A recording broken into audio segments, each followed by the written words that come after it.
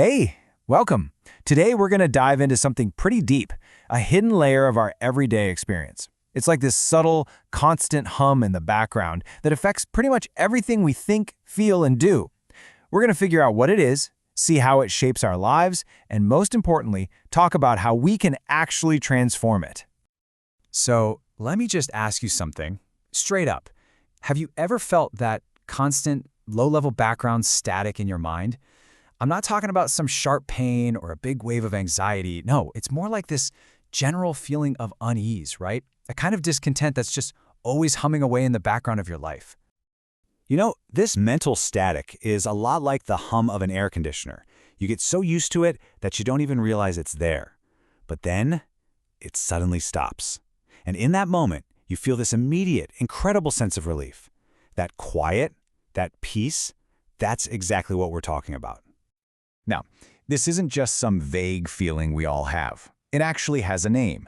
It's called ordinary unconsciousness. And just understanding what this state is, well, that's the first real step to moving past it. Okay, so first things first. Let's really tune into that invisible hum. What exactly is ordinary unconsciousness, and how does it actually show up in our day-to-day lives? So, at its core, ordinary unconsciousness is a state where we're completely identified with all the activity buzzing around in our minds. We literally believe we are our thoughts, we are our emotions, we are our knee-jerk reactions. In this state, the egoic mind is in the driver's seat, and honestly, most of the time, we don't even know there's another way to be. And just to be clear, we're not talking about a major crisis here. This is that subtle undercurrent of what many people consider normal life, that persistent little feeling that something's not quite right, a low-grade discontent that we've kind of just learned to live with. And because that feeling is so uncomfortable, we naturally, unconsciously, start looking for ways to numb it out. You could call them anesthetics. Things like grabbing a drink, compulsive eating, binge watching an entire season of a show, or just endlessly scrolling on our phones. They're all attempts to silence that background static, even if it's just for a little while. But here's the real kicker. These anesthetics, they don't actually fix anything. They're just temporary distractions, right? They give you a moment of relief, for sure. But that underlying unease, it always comes back. And sometimes it comes back even stronger than before. But, this ordinary unconsciousness isn't the whole story. It turns out there's another level, a much more intense version that we can get pulled down into. So let's break it down into two levels. On one hand, you've got ordinary unconsciousness. That's the background hum, the normal state of just habitually resisting what is.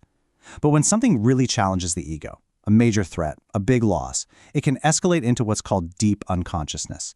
Suddenly, the hum becomes a blaring alarm. The background unease turns into real, acute suffering, like intense anger or fear.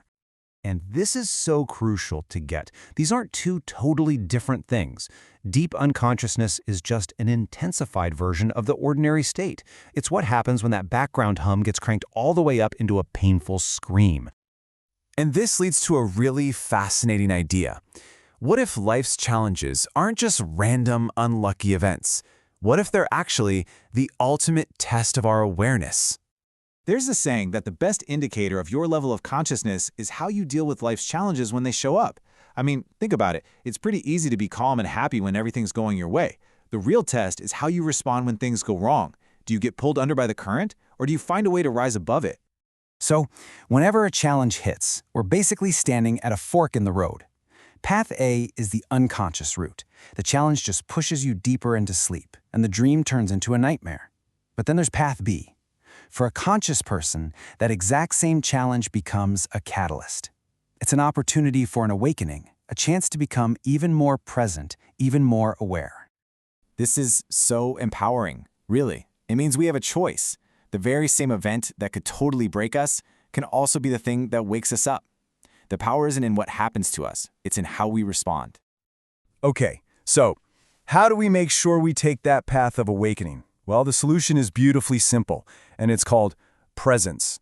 Let's take a look at how we can actually cultivate this. Look, you don't train for a marathon by waiting until race day, right? It's the same thing here. You don't build presence by waiting for a crisis to hit. The key is to practice in the small, ordinary moments, when you're just sitting in a room, or really listening to someone, or taking a walk. You build up your conscious muscles when the stakes are low. And as you practice this, you start to generate something real, something tangible, presence, power.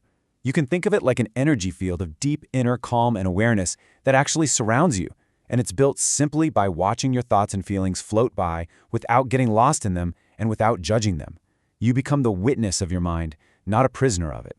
The effect of this presence is, well, it's profound. Negativity, unconsciousness, all that conflict, it's like darkness. And darkness literally cannot survive in the presence of light. When you bring the light of your conscious attention to any situation, the darkness just dissolves. You don't have to fight it, you just have to see it. So, to make this all super practical, let's bring it right here, right now. Just for a second, get quiet. What is the first little piece of that background static that you can notice in yourself right at this moment? Maybe a subtle tension in your shoulders, a thought that keeps looping, a faint feeling of discontent? Whatever it is, that's it. That's your starting point.